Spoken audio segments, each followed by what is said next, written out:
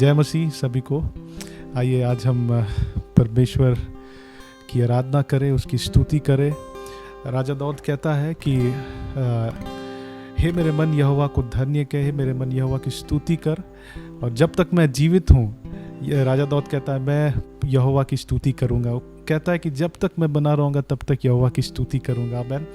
तो आइए हम सचमुच अपने मन से, सिर्फ अपने होंठों से नहीं, आइए हम अपने मन से प्रभु की स्तुति करें। वो महान है, सर्वशक्तिमान है और वो योग्य है कि हम उसकी स्तुति करें, आराधना करें। Hallelujah, amen. Thank you Lord Jesus. धन्यवाद प्रभु, धन्यवाद प्रभु। प्रभु आपके नाम की स्तुति करते हैं, आपके नाम की जय जयकार करते हैं। प्रभु आपके जैसा कोई नहीं है। प्रभु आप अल्फा ओमेगा है। प्रभु आप सर्वशक्तिमान परमेश्वर है। हालेलुया, सर्व उपस्थित, सर्व ज्ञानी। Hallelujah, hallelujah. Thank you Jesus, thank you Lord, thank you Lord. प्रभु हम आपके सम्मुख आते हैं आज के शाम को प्रभु। Hallelujah, thank you Jesus, hallelujah. तेरे पास आता हूँ यीशु, तेरे पास आता हूँ यीशु, तेरे पास हर पल मेरी हर सांस तेरी स्तुति करती रहे। हर दिन मेरी हर बात तेरी महिमा।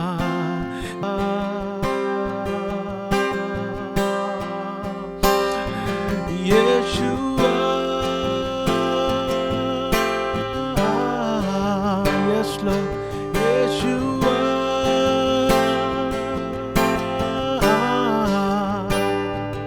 यीशुआ,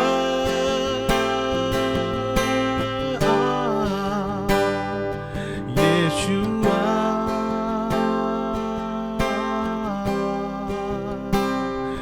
यीशुआ।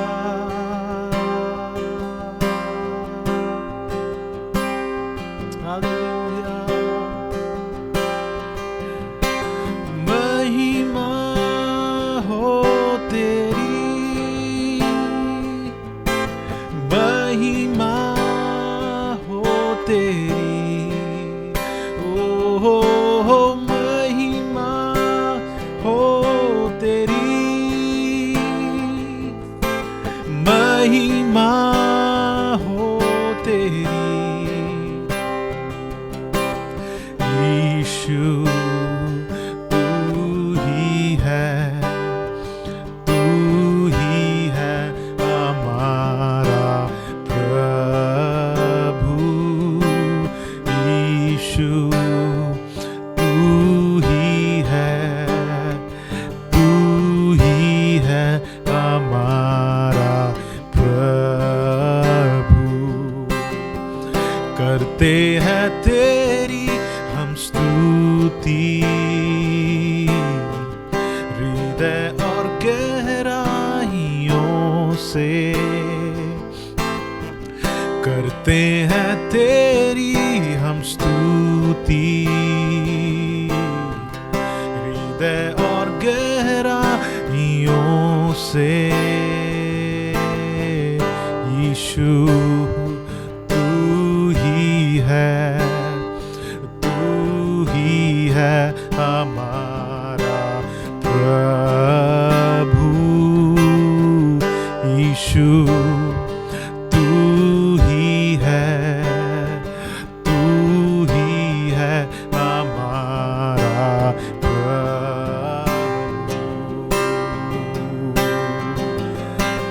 ओ महिमा हो तेरी, महिमा हो तेरी, हो महिमा हो तेरी, महिमा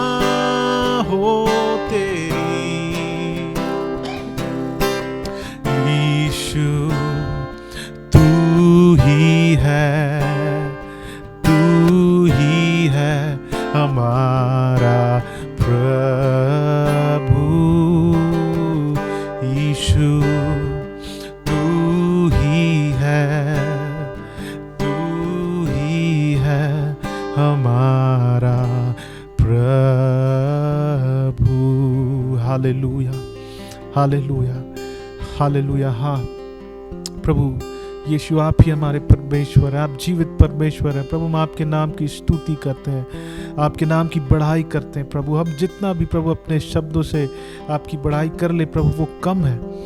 हालेलुया प्रभु, हम अपना जीवन हम आपको देते हैं प्रभु। हालेलुया, हालेलुया, हालेलुया प्रभु। हम जो कुछ भी हैं, हमें जो कुछ भी है प्रभु, हम सबसे प्रभु आपकी स्तुति और आराधना करना चाहते हैं प्रभु, आपकी आराधना करते हैं प्रभु। Thank you Lord Jesus. सारा आदर, सारा महिमा हम आपको देते हैं। आमेन। प्रभु यीशु मसीह के नाम में मैं आप सबों का आज स्वागत करता हूं आज के बाइबल अध्ययन में, और मैं प्रार्थना करता हूं कि आज परमेश्वर हम सबों को अपने वचन के प्रकाशन के द्वारा आशीष दे। इस घड़ी हम लोग इफिसियों की पत्री का अध्ययन कर रहे हैं, और हम लोग चौथे अध्याय का अध्ययन इस वक्त कर रहे हैं। हम लोगों ने एक अध्याय से 16 पद तक अध्ययन कर लिया है, और आज हम 17 पद से लेकर के अंतिम पद तक हम लोग अध्ययन करेंगे, यानी 17 से लेकर के 32 पद तक। और इसका मैं शीर्षक देता हूं, मसीह यीशु में नया जीवन, न्यू लाइफ इन क्राइस्ट। मसीह यीशु में नया जीवन। मेरे प्रियो, कभी कभी लोग प्रभु यीशु मसीह को ग्रहण तो कर लेते हैं, लेकिन उस ग्रहण करने के पश्चात जो एक ज़िंदगी उनको जीना है मसीह के लिए, मसीह के उस नए जीवन को कभी कभी ऐसा नहीं देखा जाता है कि विश्वासियों के जीवन में जो है उस नए जीवन का जो एक दृश्य नहीं दिखाई देता। व्यक्ति को हम लोग उसी तरह देखते हैं जैसे पहले था, या बहुत थोड़ी से कुछ परिवर्तन रहता है, लेकिन उनका जीवन पहले की बहुत सारी बातों के साथ जुड़ा होता है। इसका 2 कारण हो सकता है। एक कारण तो ये है कि शायद उनको उस प्रकार से मसीह को ग्रहण करने के बाद उनके जीने का ढंग और तरीका क्या है वो उन्हें स्पष्ट रीति से नहीं सिखाया गया हो, या तो वो व्यक्ति स्वयं से जो है मसीह के लिए अपने जीवन को जीने की प्रयास नहीं कर रहा है। और मैं नहीं चाहता हूँ कि आप जो मेरे श्रोतागण हैं, आप अनभिज्ञ रहे कि मसीह यीशु में जो जीवन है वो कैसा होता है। मेरे प्रियो, इसके पहले कि मैं आपको इफिसियों के पत्री से आपको ले चलूं, मैं बतलाना चाहता हूं कि जब कोई एक व्यक्ति यीशु मसीह पर विश्वास कर लेता है और यीशु को प्रभु करके ग्रहण कर लेता है, तो उसके विषय में बाइबल यह बतलाती है कि वो व्यक्ति अब एक नई सृष्टि है, और उसका एक पुराना जीवन जो है, भूतकाल जो है, वो पूरी रीति से जो है समाप्त होते जाए, और वो नई सृष्टि के जो है प्रभाव में जीवन को जिए। इसलिए उस वचन को मैं पढ़ना चाहता हूँ इसके पहले कि आगे मैं इस पर ले चलो। 2 कुरिन्थियों और उसका 5 का 17 पद में हम लोग पढ़ते हैं, इसलिए यदि कोई मसीह यीशु में है तो वह नई सृष्टि है। यदि कोई यीशु मसीह में है तो वह नई सृष्टि है, पुरानी बातें बीत गई है और देखो सब बातें नई हो गई है।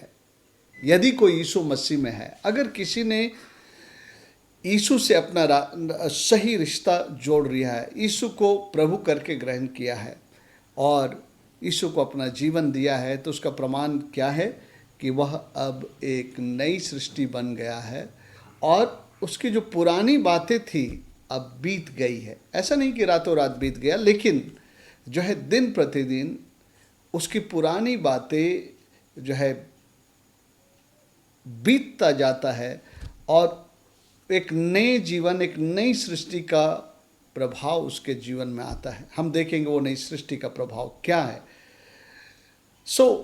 ये बहुत स्पष्ट बताता है कि यीशु मसीह में जो जीवन है वो एक नया जीवन है, उस जीवन से अलग जो मसीह को जानने के पहले हम लोग जीते थे।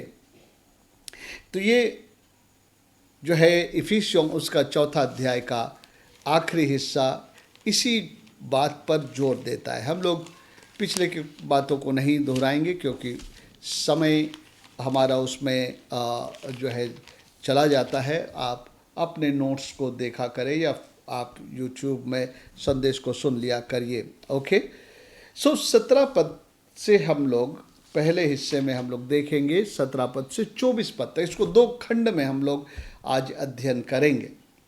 ओके, पहला खंड है जिसमें 17 से 24 पद में ये दर्शाया गया है कि जो लोग मसीह में नहीं हैं उनके जीवन का जीने का तौर तरीका अलग है, और जब कोई मसीह में आता है तो उनका जीवन कैसा होना चाहिए। तो आइए हम लोग 17 पद से पढ़ते हैं। इसलिए मैं यह कहता हूं और प्रभु में आग्रह करता हूं कि जैसे अन्य जाति लोग अपने मन की अनर्थ रीति पर चलते हैं, तुम फिर से ऐसे ना चलो। पौलुस प्रेरित कह रहा है कि मैं यह कहता हूं और तुमसे आग्रह करता हूं कि अन्य जाति लोगों जो अपने मन की अनर्थ रीति पर चलते हैं, तुम अब से फिर ऐसे नहीं चलो। यहाँ पर अन्य जाति हम उन्हें कह सकते हैं जो विश्वासी नहीं हैं, जो परमेश्वर को नहीं जानते हैं, सत्य और जीवित परमेश्वर को उन्होंने अपना जीवन नहीं सौंपा है। उन लोगों के विषय में लिखा है कि वे अपने मन की अनर्थ रीति पर चलते हैं। मतलब उनके मन में जो आता है अच्छा बुरा वो सब करते हैं।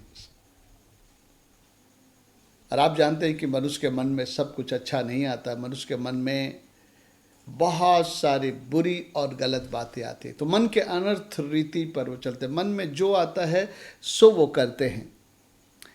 और इसमें जो सबसे मुख्य बात है इस वचन में कहता है, तुम अब से फिर ऐसे ना चलो। तुम अब से, कब से?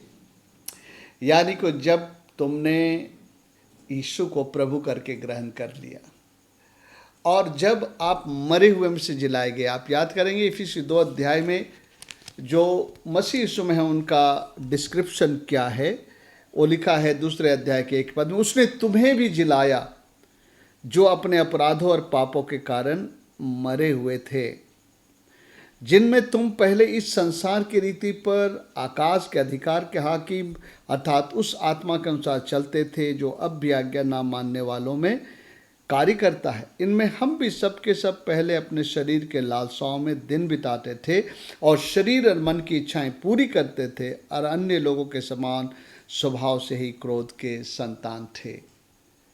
कब से? कहता है कि तुम अब से फिर ऐसे ना चलो। कब से?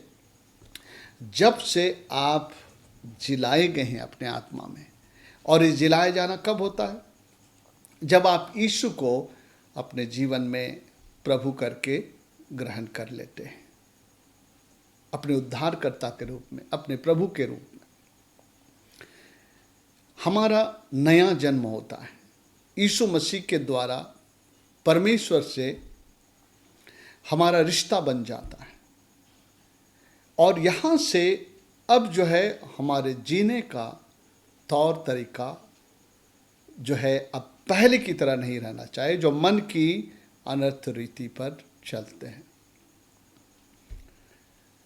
इसीलिए अब हम आगे देखते हैं। इसमें लिखा, इसलिए मैं यह कहता हूँ और प्रभु में आग्रह करता हूँ कि जैसे अन्य जाति लोग अपने मन के अनर्थ रीति पर चलते, तुम अब से ऐसे ना चलो। कैसे? कैसे ना चलो? 18 पद में लिखा है, क्योंकि उनकी बुद्धि अंधेरी हो गई है। किनके बारे में बोल रहा है? अन्य जाति या अविश्वासी। वो उस समय के अनुसार जो है यहूदी और अन्य जातियों के बीच में कहा। इसको आज हम इस रीति से भी देख सकते हैं कि विश्वासी अविश्वासी। क्योंकि उनकी बुद्धि अंधेरी हो गई है और उस अज्ञानता के कारण जो उनमें है और उनके मन की कठोरता के कारण वे परमेश्वर के जीवन से अलग किए। अविश्वासी लोग कैसे हैं? उनकी बुद्धि अंधेरी हो गई है और वो लोग उनके मन परमेश्वर की बातों के प्रति उनका मन कठोर है, और या तो परमेश्वर की बातों से वो अज्ञान है और परमेश्वर के जीवन से अलग किए हुए हैं, यानी परमेश्वर के जीवन के साथ वो जुड़े हुए नहीं हैं। इसी कारण वो क्या करते हैं? 19 पद में लिखा, वे सुन्न होकर लुचपन में लग गए हैं कि सब प्रकार के गंदे काम करे। अविश्वासी लोग या अन्य जाति जिसको कहा गया, जो सच्चे जीवित परमेश्वर को नहीं जानते हैं, उनकी बुद्धि अंधेरी हो गई है। वो परमेश्वर के बातों के प्रति अज्ञान है और मन उनका कठोर है परमेश्वर के प्रति, परमेश्वर से अलग किए हुए हैं, उनका विवेक शून्य सा हो गया और वो लोग हर प्रकार के लुचपन में लग गए हैं कि सब प्रकार के गंदे काम लालसा से किया करें। ये बातें हमें समझने में, समझाने में कठिन नहीं है, क्योंकि हम सभी लोग अपने जीवन से वाकिफ़ हैं मसीह को जीवन देने के पहले कि किस तरह से हम अपने जीवन को जीते थे, हमारे अंदर में कितने लुचपन की बातें थी। भले ही वो लुचपन जो है और गंदी बातें हमारे बाहरी रीति से प्रकट ना हुआ हो, लेकिन हमारा जीवन में, पुराने जीवन में ये हमारी हाल थी। हमारा विवेक भी शून्य था और हम जो है लुचपन में लगे हुए थे, गंदे बातों में लगे थे, हमारी सोच बुरी थी, आंखें दृष्टि बुरी थी, हमारा सुनना बुरा था और सब कुछ अगर देखा जाए तो परमेश्वर से अलग किए, परमेश्वर से अलग हमारी ज़िंदगी थी। लेकिन 20 पद में आगे कह रहा है, यहाँ से जो लोग यीशु मसीह पर विश्वास कर लिए, उसे ग्रहण कर लिए हैं, तो परमेश्वर की मनसा यहाँ उनके लिए प्रकट किया जा रहा है। और वो परमेश्वर का मनसा क्या है? 20 पद में लिखता है, पर तुमने मसीह की ऐसी शिक्षा नहीं पाई। कहने का मतलब मसीह के अनुयायी होने वालों के लिए जो है ऐसी शिक्षा नहीं है। कैसी? जो परमेश्वर से अलग किए हुए हैं और जो अपने मन की कठोरता के कारण, उसकी बुद्धि अंधेर के कारण, उसको मन में जो आता है सो करते हैं। लेकिन मसीह में आने के बाद हमारे मन में जो आए सो हम नहीं कर सकते। हमारे जीवन में अब जो कुछ होना है मसीह के अनुसार होना है। सो इस बात को यहाँ पर खोला जा रहा है। आगे हम लोग देखते हैं 21 पद से, वरन तुमने सचमुच उसी की सुनी और जैसे यीशु में सत्य है उसी में सिखाए भी गए। यानी कि अब जब हम लोग मसीह में हो गए हैं तो हमको मसीह के सत्य वचनों के द्वारा सीखने का हमको मौका मिला है। और इसलिए बहुत ज़रूरी है, जो भी सेवक लोग हैं जो प्रभु का वचन सुनाते, आपके लिए ज़रूरी है कि मसीह यीशु में जो नया जीवन है, इसके बारे में जो सत्य वचन में है, उन बातों को विश्वासियों के पास प्रकट करना बहुत ज़रूरी है, बहुत खुले तौर से। लिखा है, वरन तुमने सचमुच उसी की सुनी और जैसा यीशु मसीह में सत्य है उसी में सिखाए गए कि तुम पिछले चाल चलन के पुराने मनुष्यत्व को जो भरमाने वाली अभिलाषाओं के अनुसार भ्रष्ट होता जाता है उतार डालो। मेरे प्रियो, यहाँ से मसीह में अब आपके जीवन में क्या आना है उसके बारे में बोल रहा है। संसार में जो लोग हैं सुन्न होकर लुचपन में गंदे काम करने के लग गए, उनका मन कठोर है परमेश्वर के प्रति, परमेश्वर और वो पर बुद्धि अंधेरी हो गई है, परमेश्वर से अलग जीवन को जीते हैं। लेकिन यीशु मसीह में जब हम आ जाते हैं और हम लोग जानते हैं प्रभु यीशु मसीह में हमारा आने का उद्देश्य क्या है। प्रभु यीशु मसीह में इसलिए आते हैं क्योंकि हम उद्धार पाना चाहते हैं, हम जो है अंतिम न्याय में दंड से बचना चाहते हैं। और हम लोगों ने रोमी 8 के 1 पद में देखा, अब जो मसीह यीशु में है उस पर कोई दंड की आज्ञा नहीं। ये प्रिविलेज उद्धार का, दंड से मुक्ति का और एक आशीष में जीवन में प्रवेश करने का जो रास्ता है वो यीशु मसीह है और यीशु मसीह को प्रभु करके स्वीकार करने में है। सो जब हम लोग यीशु मसीह पर विश्वास करते हैं अपने उद्धार के लिए, छुटकारे के लिए, अनंत जीवन के लिए और आशीषमय जीवन के लिए, तो उसके बाद जो है ये बहुत अहम बात है कि अब हम यीशु मसीह में संपूर्ण रीति से होकर जीवन बताए।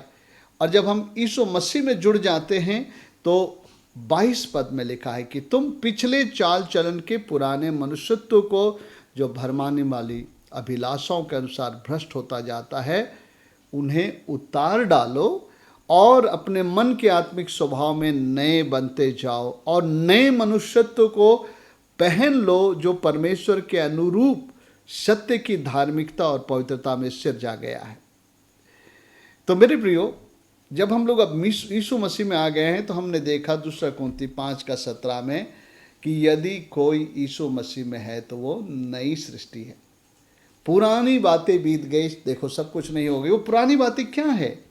पुरानी बातें हमारा पुराना जीवन, पिछला जीवन, पुराना चाल चलन जो भरमाने वाली भ्रष्ट अभिलाषाओं के अनुसार होता है, उसको बोलता है उतार डालो। मेरे प्रियो, परमेश्वर की इच्छा यह है कि हर एक पापी यीशु मसीह की ओर फिरे और शैतान जो उनके जीवन में एक भ्रष्ट स्वभाव को डाला है उससे वो छुटकारा पा करके ईश्वरीय स्वभाव के भागी हो जाए, ईश्वरीय स्वभाव के भागी हो जाए। इस वचन को हम लोग पढ़ते हैं पहला पत्रस और दूसरा पत्रस उसके 1 अध्याय में। ये वचन इस प्रकार से लिखा है, मैं आपके लिए पढ़ना चाहता हूँ। दूसरा पत्रस की पत्री उसका 1 अध्याय 4 पद में 3 और 4 पद पढ़ता हूँ। क्योंकि उसकी ईश्वरीय सामर्थ्य ने सब कुछ जो जीवन और भक्ति से संबंध रखता है हमें उसी के पहचान के द्वारा दिया है, जिसने हमें अपनी ही महिमा और सद्गुण के अनुसार बुलाया है, जिसके द्वारा उसने हमें बहुमूल्य और बहुत सी प्रतिज्ञाएं दी है। आखिरी हिस्सों को ध्यान से सुने, ताकि उनके द्वारा तुम उस सड़ाहट से छुटकर जो संसार में बुरी अभिलाषाओं से होती है ईश्वरीय स्वभाव के सहभागी हो जाए। हर एक व्यक्ति जो प्रभु यीशु मसीह में नहीं है वो शैतान के स्वभाव का भागी है, क्योंकि यीशु मसीह ने उन यहूदियों से जो यूहन्ना रचित 8 अध्याय में जिनके साथ बातचीत हो रहा था उनको कहा कि तुम्हारे अंदर तुम्हारे पिता का स्वभाव है। सुनिए यहाँ पर 8 अध्याय और 44 पद से 43 पद से पढ़ते, तुम मेरी बात क्यों नहीं समझते, इसलिए कि तुम मेरा वचन सुन नहीं सकते। तुम अपने पिता शैतान से हो और अपने पिता की लालसाओं को पूरा करना चाहते हो। वह तो आरंभ से हत्यारा है, सत्य पर स्थिर न रहा, क्योंकि सत्य उसमें है ही नहीं। जब वो झूठ बोलता है तो अपने स्वभाव से झूठ बोलता है, क्योंकि झूठा है वरन झूठ का पिता है। शैतान जो है झूठा है, झूठ का पिता है। वो सत्य पर स्थिर नहीं रहा और जितने उसके वश में है उन्हें भी सत्य में नहीं चलने देता। और अभी हमने पढ़ा कि मसीह यीशु में तुमने ऐसी शिक्षा नहीं पाई, वरन जो सत्य का वचन तुमने सुना है वो ये कहता है कि तुम पिछले चाल चलन के पुराने मनुष्यत्व को जो भरमाने वाले अभिलाषों के साथ भ्रष्ट होता है उतार डालो। Very pure. जब हम लोग यीशु मसीह को जीवन देते हैं तो हम अपने उस पुराने जीवन में लगातार नहीं चल सकते। We can not continue in that life which we lived without Christ. अब नया जीवन। सो ये पुरानी बातें क्या है? कुरिन्थियों का पुराना पापमय स्वभाव, पापमय चाल चलन, वो भरमाने वाली अभिलाषाएं, जो भ्रष्ट करने वाली अभिलाषाएं, अब हमें इसे उतार डालना है। देखिए, ये अपने आप नहीं उतरेगा, हमें उतारना पड़ेगा।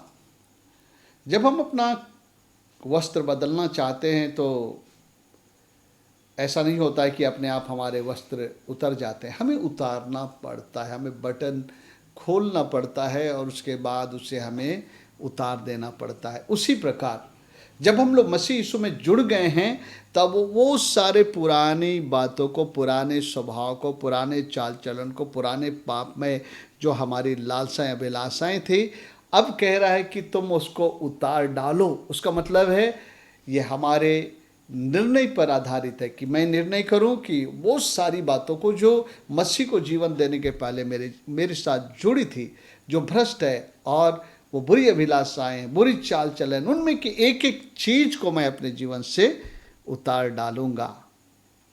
और 23 पद में कहता है अपने मन के आत्मिक स्वभाव में नए बनते जाओ। उसका मतलब पहले जो है आपका पुराना जो स्वभाव था वो पाप का स्वभाव था, है ना, शैतान का स्वभाव था। लेकिन अब जो है आप नया बनना चाहते हैं, अंदर से नया बनना चाहते हैं, है ना। और ये कैसे होता है? जब आप उतारते हैं पुराने चाल चलन को और फिर नए मनुष्यत्व को पहनते। 24 पद में लिखता है और नए मनुष्यत्व को पहन लो। एक नया मनुष्यत्व, पुराना मनुष्यत्व को उतार डालो जो शैतान के स्वभाव और उसके चाल चलन के अनुसार है, और अब नए मनुष्यत्व को पहन लो। वो किसके अनुसार है? परमेश्वर के अनुरूप सत्य की धार्मिकता और पवित्रता में सृजा गया है। नए मनुष्यत्व को पहन लो। ये नए मनुष्यत्व क्या है? परमेश्वर की धार्मिकता और पवित्रता। पवित्रता हम लोग जानते हैं कि पवित्रता दो बातें होती है। पवित्रता के दो पक्ष है। एक तो पाप रहित पवित्रता, इसका मतलब पाप के चाल चलन स्वभाव को छोड़ देना है, और दूसरा है परमेश्वर जो पवित्र है उसके स्वभाव को पहन लेना। पाप रहित पवित्रता, sinless purity, and putting on God's holy nature. परमेश्वर के पवित्र स्वभाव को हम धारण करें, यीशु मसीह के स्वभाव को धारण करें। इसलिए फिलिपियों के पत्री 2:5 में कहता है कि जैसा मसीह यीशु का स्वभाव था वैसे ही तुम्हारा भी स्वभाव हो। हमें यीशु मसीह और परमेश्वर के स्वभाव को अध्ययन करने की आवश्यकता है। और बोलता है कि जो नया मनुष्यत्व है वो क्या है? परमेश्वर के अनुरूप सत्य की धार्मिकता और पवित्रता में सृजा गया। नया मनुष्यत्व क्या है? धार्मिकता और पवित्रता। सो हमें अपने पुराने चाल चलन, पुराने पाप में जीवन को त्यागना है और पवित्र परमेश्वर के स्वभाव को धारण करना है। और धार्मिकता का जीवन क्या है? What is righteousness? इसका जो अंग्रेजी शब्द है, जो रूट वर्ड है, वो राइट है। राइट से बना राइचस, राइचस से राइचियसनेस। और राइट का अर्थ क्या होता है? राइट का अर्थ वो होता है कि जो सही है, जो ठीक है। और यहाँ पर जो शब्द राइचियसनेस है, हम साधारण तौर पर इसको हम लोग जो है संसारिक दुनिया में इस शब्द का इस्तेमाल नहीं होता, लेकिन आत्मिक दुनिया में इस शब्द का इस्तेमाल होता है। राइचियसनेस यानी धार्मिकता, जिसका मतलब होता है जो बातें, जो जीवन, जो परमेश्वर के दृष्टि में ठीक है, परमेश्वर के दृष्टि में ठीक है। धार्मिकता का मतलब हिंदी में हम लोग धार्मिकता है तो बहुत बार हम लोग इसे नहीं समझते हैं। या तो धार्मिकता का दूसरा शब्द जो है युक्त, युक्तता, मतलब जो परमेश्वर के दृष्टि में युक्त जीवन है, जो सही जीवन है, ठीक जीवन है। आप लोग जब पढ़ेंगे न्यायों के किताब, राजाओं के किताब में आपको मिलेगा इसके बाद फलाना राजा बना और उसने वही किया जो यहोवा के दृष्टि में गलत था, बुरा था, है ना। वही किया जो यहोवा के दृष्टि में बुरा था, मतलब जो ठीक नहीं था वो किया। सो मेरे प्रियो, जब हम लोग मसीह को जीवन दे देते, पहले हम बहुत बुरी बुरी बातें करते थे। जो मन में आता था करते थे, जो गलत मन में आता था वो भी करते थे, जो ठीक मन में आता था वो भी हम करते थे। लेकिन जब हम मसीह में आ जाते हैं तो हम वही करें जो धार्मिकता के जो है दायरे में आता है। मतलब जो बातें मेरे प्रभु के दृष्टि में ठीक है वो करो, और पवित्रता में हो करके जो परमेश्वर के सामने हमारी पवित्रता है, ये नया स्वभाव है, नया जीवन है। धार्मिकता और पवित्रता से जो है चलाए जाना हमारा जीवन। सो ये जीवन जो है बदलना चाहिए। आप देखेंगे पौलुस रोमियो की किताब में भी हमारे चाल चलन को बदलने की बातें कहता है।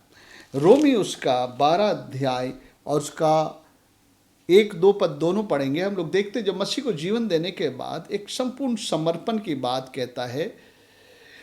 12 अध्याय उसका 1 और 2 पद, यहाँ पर हम लोग पढ़ते, इसलिए हे भाइयों मैं तुमसे परमेश्वर की दया स्मरण दिलाकर विनती करता हूँ कि अपने शरीरों को जीवित और पवित्र और परमेश्वर को भावता हुआ बलिदान करके चढ़ाओ, यही तुम्हारी आत्मिक सेवा है। शरीरों को जीवित, पवित्र और भावता हुआ बलिदान, इस बात को क्या दिखलाता है?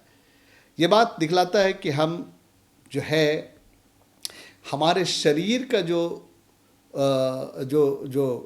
लालसाएं हैं, अभिलाषाएं हैं, उन सारे जो है बातों को बलिदान चढ़ा दे, और जो परमेश्वर को भावता है वही जीवन को हम लोग जिए।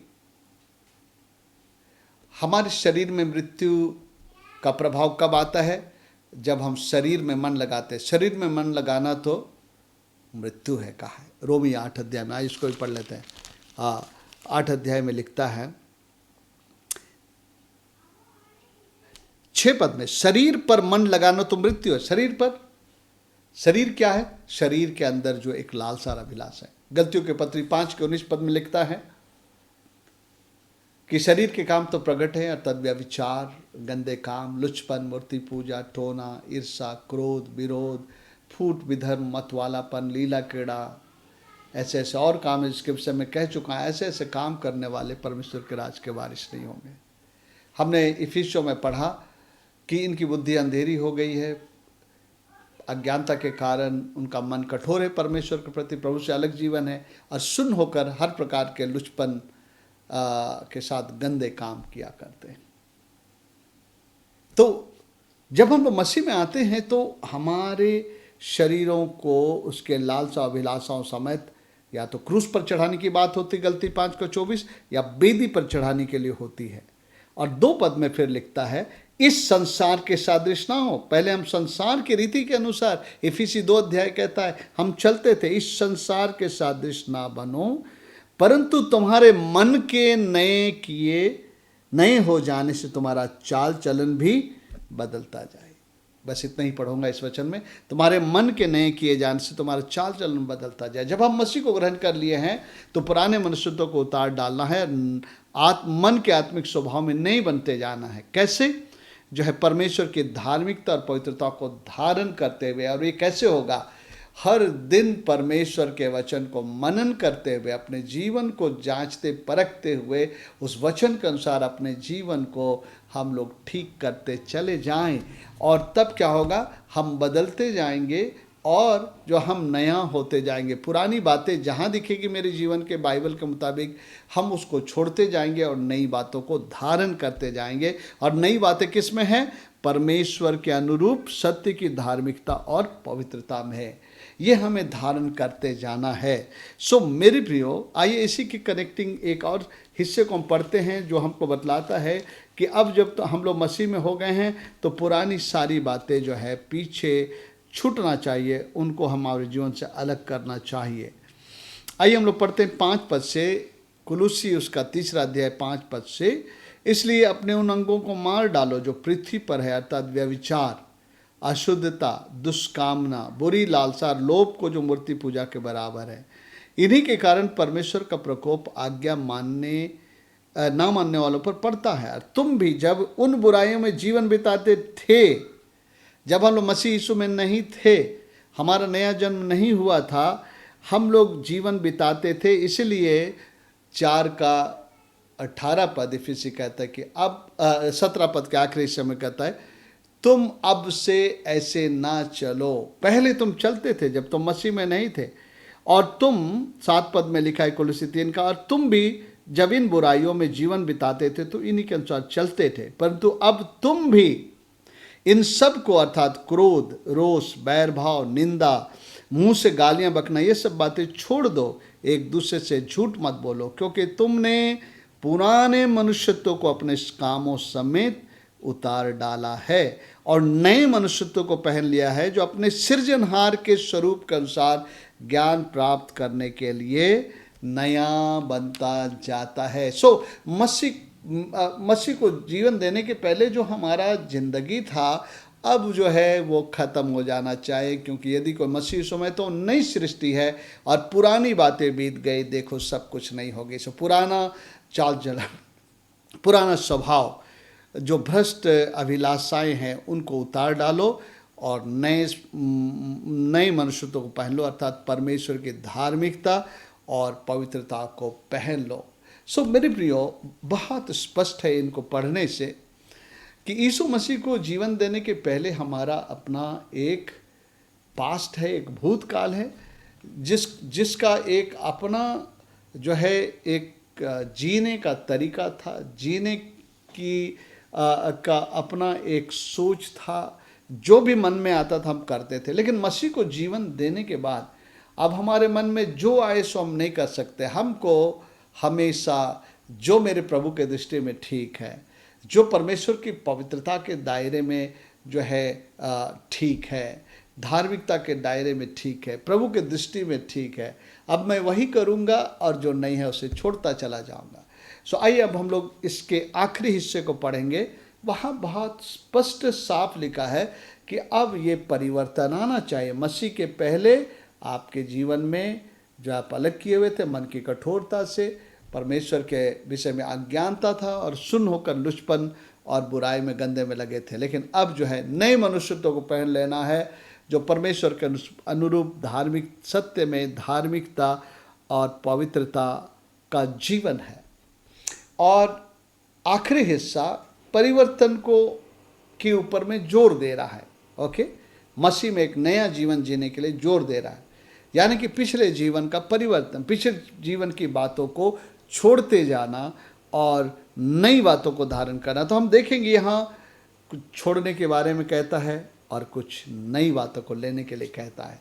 जो पुराने पाप में जीवन का था, शैतान के प्रभाव से था, उन्हें छोड़ते जाना है। अब प्रभु यीशु मसीह में नए जीवन को जीना है और परमेश्वर की बातों को अपने जीवन में ले लेना है। आइए हम लोग यहाँ पर देखते हैं हमारे टॉपिक क्या है आज के हिस्से का। मसीह यीशु में नया जीवन, पुरानी बातें बीत गई, देखो सब नहीं हो गया। आइए यहाँ पर 25 पद से हम पढ़ते हैं और ये अपने आप ही अपना जो है वर्णन करता है। इसे समझाने के लिए हमें ज़्यादा ज़रूरत की आवश्यकता नहीं, इट्स सेल्फ एक्सप्लेनेटरी। आइए हम पढ़ते हैं 25 पद से। इस कारण, किस कारण, मतलब हमको कहा जा रहा है कि तुम्हारा एक पुराना जीवन था, लेकिन मसीह यीशु में जो सिखाया जाता है वो जीवन ऐसा नहीं होता है, वो एक नई ढंग का जीवन होता है परमेश्वर में, पवित्रता, धार्मिकता में। तो उस चीज़ को अचीव करने के लिए, उस जीवन को जो हासिल करने के लिए हमको क्या करना होगा।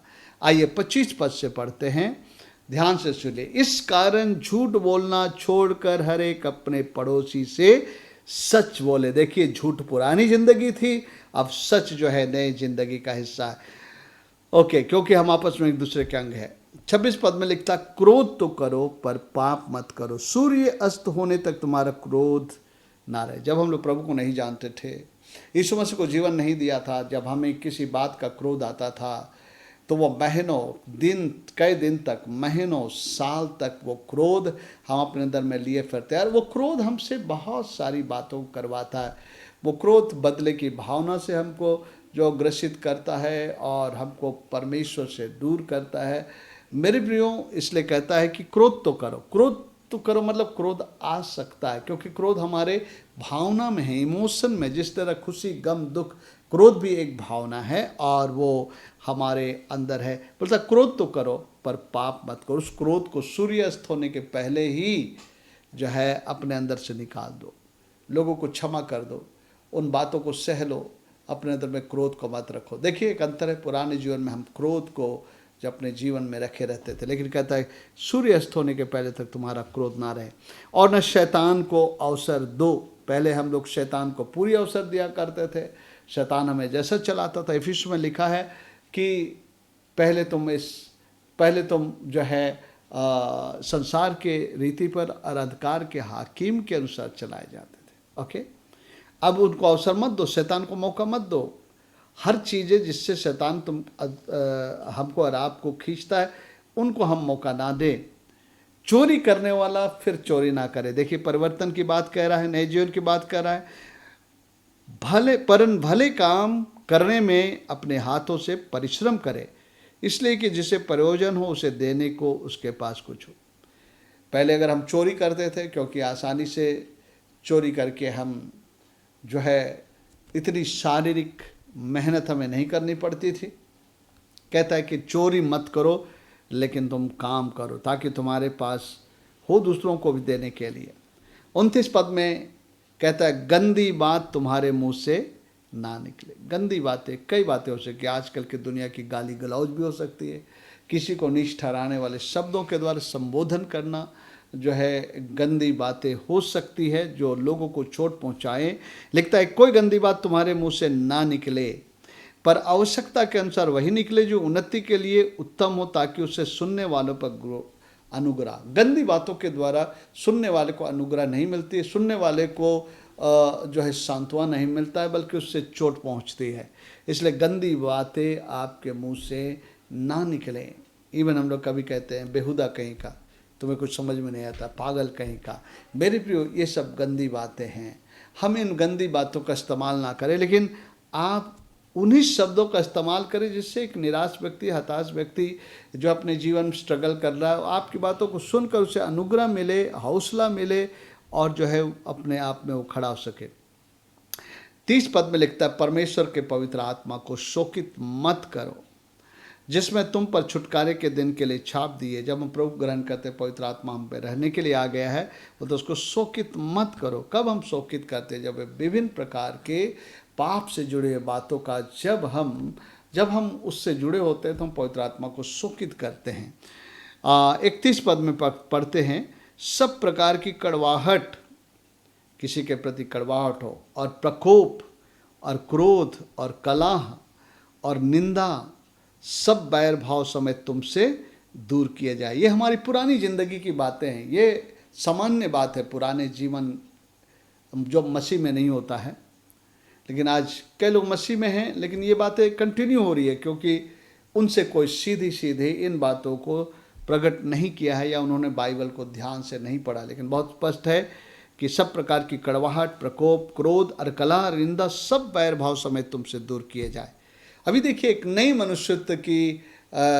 मनुष्यत्व को पहन लेने वाले, नए मनुष्यत्व का स्वभाव पहनने के लिए कह रहा। पुराने, यहाँ तक हम लोगों ने 25 से 31 पद तक पुराने स्वभाव को उतारने की बात की, और 32 पद को पढ़ेंगे तो ये नए मनुष्यत्व के अनुरूप जो नए स्वभाव वो पहनने के लिए कहा गया। आइए, अब लिखता है एक दूसरे पर कृपालु और करुणामय हो, और जैसे परमेश्वर ने मसीह में तुम्हारे अपराध क्षमा किए हैं, वैसे ही तुम भी एक दूसरे के अपराध क्षमा करो। पहले मन कठोरता, हम किसी पर दया करुणा नहीं कर सकते थे।